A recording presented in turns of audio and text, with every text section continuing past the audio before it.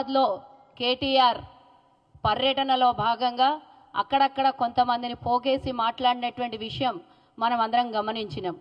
రోజు ఏదో ఒక సెన్సేషన్ వార్తలో నిలబడాలి, తనకున్నటువంటి కొన్ని సోషల్ మీడియాలలో వైరల్ చేసి తెలంగాణ ప్రజల్ని మభ్యపెట్టాలనే ప్రయత్నం చేస్తున్న కేటీఆర్కి ఒక్క విషయం గుర్తుంచుకోవాలని ఈ సందర్భంగా ఈ వేదిక ద్వారా గుర్తు చేస్తున్నా.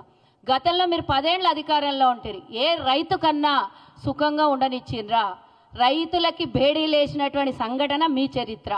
నేరళ్ల ఘటన గుర్తు చేసుకుందాం ఒకసారి ఈ సందర్భంగాన్ని నేను తెలియజేస్తున్నా.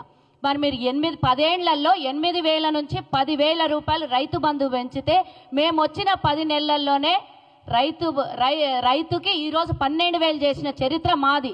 మీరు దిక్కుమాలిన వెధవేషాలు వేసి 7,25,000 కోట్లు తెలంగాణ రాష్ట్రం మీద అప్పు చేస్తే 17,000 కోట్ల మిగులు బడ్జెట్తో మీకు రాష్ట్రాన్ని ధనిక రాష్ట్రంగా అప్పచెప్తే ఈరోజు కుక్కలు చెప్పిన ఇస్తరాకులాగా తెలంగాణని అప్పులపాలు చేసి ఇచ్చిందే కాకుండా తాను చేసిన తప్పు తనకు తెలియదు అన్నట్టు నువ్వు చేసిన ఇన్ని తప్పులతోనే తెలంగాణ రాష్ట్రాన్ని అప్పులపాలు చేసింది కాక ఇస్తున్న మా మీద పొద్దుమూకుల లొల్లి అబద్ధాల ప్రచారాలు.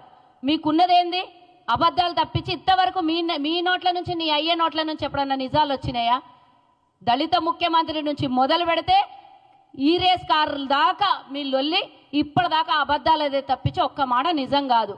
మీరు 10 ఏళ్లలో రైతు బంధు రూపంలో 22,000 కోట్ల రూపాయలు రైతులకు ఇచ్చిండ్రు. అది కూడా కొండలకి, కోనలకి, గుట్టలకి, వాగులకి, చెరువులకి, హైవేలకి, వెంచర్లకి ఇస్తే 22,000 కోట్ల రూపాయలు. అది కూడా ఔటర్ రింగ్ రోడ్ని అమ్మేసి రైతు రుణమాఫీ చేసినటువంటి చరిత్ర మీది.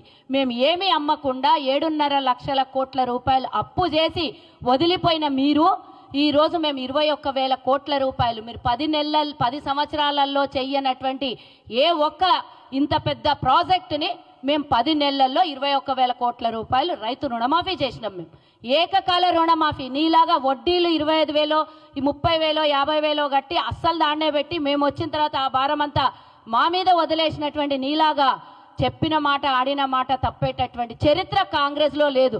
ఆ రోజు సోనియా గాంధీ తెలంగాణ ఇస్తానని ఇచ్చినటువంటి చరిత్ర మాది.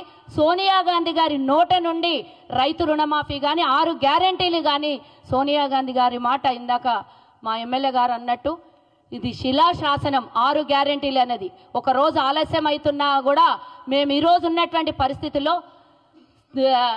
ప్రతి ఒక్కటి అమలు చేయడానికి మేము ముందుకెళ్తున్నాం. కానీ మీలాగా దొంగచాటున ముసుగులేసుకొని అబద్ధాల ప్రచారం కాంగ్రెస్ చెయ్యలేదు, చెయ్యదు కూడా. ఏ పథకాన్ని ఇచ్చినా, ఏ ప్రాజెక్టును చేసినా, ఏ అభివృద్ధి చేసినా కాంగ్రెసే చేస్తుంది. కానీ నీలాగా నీ అయ్యలాగా నీళ్లు నిధులు నియామకాల పేరు మీద నీ కుటుంబం లబ్ధి పొంది నీ కుటుంబం లక్షల కోట్ల ఆదాయం చేసుకొని తెలంగాణ ప్రజల నెత్తి మీద 2 లక్షల రూపాయల రుణం మోపినటువంటి దరిద్రం చరిత్ర కాంగ్రెస్ది కాదు. ఇంత చేసినా నువ్వు చేసిన అప్పుల నుంచి ఇప్పటిదాకా 3,000 కోట్ల రూపాయలు అస్సల్లో నుంచి కట్టినటువంటి చరిత్ర మాది. ఇప్పటిదాకా ఒక 65,000 కోట్ల రూపాయలు నువ్వు చేసిన దరిద్రం అప్పులకి వడ్డీలు కట్టాల్సి వచ్చింది. ఇది మాట్లాడవే ఏ సభలో కూడా మేమేం చేయకుండా తెలంగాణ ప్రజలను మోసం చేసి 7.5 లక్షల కోట్ల అప్పు చేసినామని ఏంటో మాట్లాడవే.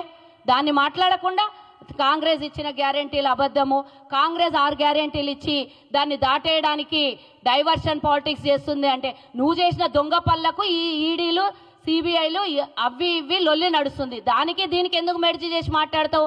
నువ్వు డైవర్షన్ చేసుకుంటా నువ్వు ఈరోజు రేపో మాపో అరెస్ట్ అవుతావనే భయంతో ఆడాడబోయి సభలు పెట్టి దాన్ని పబ్లిక్ డైవర్షన్ కార్యక్రమం నువ్వు తీసుకొని చోరాకే కోత్వాల్కో అంట కాంగ్రెస్ పార్టీని తిట్టడం నేర్చుకున్నావు. నువ్వు నీ పార్టీలో ఉన్నటువంటి కొంతమంది, నీ చెల్లెలేమో బీసీ లొల్లి తీస్తుంది, నువ్వేమో 6 గ్యారెంటీల లొల్లి తీస్తావు. అసలు నువ్వు చేసినటువంటి అప్పు నువ్వు నీ అయ్యా దోసుకున్నది అందరిది కాలర్ బట్టి వసూలు చేస్తే తెలంగాణ ప్రజలు అసలు దిక్కుదోచకుండా తెలంగాణ నుంచి కాదు, భారతదేశంలో కాదు, ప్రపంచంలో బతకడానికి కూడా ఆరాటం లేనటువంటి నువ్వు కూడా వేదికల మీద మాట్లాడితే సిగ్గుపోతుంది. ఇంకా ఎక్కువగా మా జిల్లాకు వచ్చినావు. మా జిల్లాలో చాలా మంది లీడర్లు ఉన్నారు. మా జిల్లాలో కాంగ్రెస్లో జరిగినటువంటి అభివృద్ధి గురించి నువ్వు మాట్లాడడానికి నీకేమన్నా అర్హత ఉన్నదా? ఇందాక రామ్మోహన్ అన్న చెప్పిండు, మాకు ప్రాణహిత చెవెళ్ళ రాకుండా చేసినటువంటి దరిద్రం చరిత్ర నీది. మా జిల్లాకు వచ్చి మా మీదనే సవాలు ఇస్తుతున్నావురా. రామ్మోహన్ అన్న డీసీసీ అధ్యక్షులుగా ఉన్నారు. నీకే లెక్క కావాలనో, ఎవరికి రుణమాఫీ అయిందో, రేపు పొద్దున మేము 12,000 రూపాయలు ఎంతమంది రైతులకి 26వ తారీఖు తర్వాత మేము ఎంతమందికి ఇవ్వబోతున్నామో అన్ని లెక్కలతో సహా చూపిస్తాం. ఈ చర్చకు నువ్వు సిద్ధమా అని ఈ సందర్భంగా నీకు సవాల్ ఇసురుతూ రా, మా జిల్లాలో వచ్చి మీటింగ్ పెట్టడం కాదు, మా జిల్లాలో వచ్చి సభ మమ్మల్ని పిలిచి నువ్వు ఎక్కడికి వస్తావు రా, మేము నువ్వు సమయం కానీ డేట్ కానీ స్థలం కానీ నువ్వన్నా చెప్పు, మాకన్నా చెప్పమంటే మేము మా జిల్లాలో జరిగినటువంటి అభివృద్ధి గత 13 నెలల్లో మేము అన్ని చూపిస్తాం. నువ్వు 10 సంవత్సరాల చేసినటువంటి అప్పులు కూడా ఆ సందర్భంగా చూపించాలని నేను డిమాండ్ చేస్తున్నా.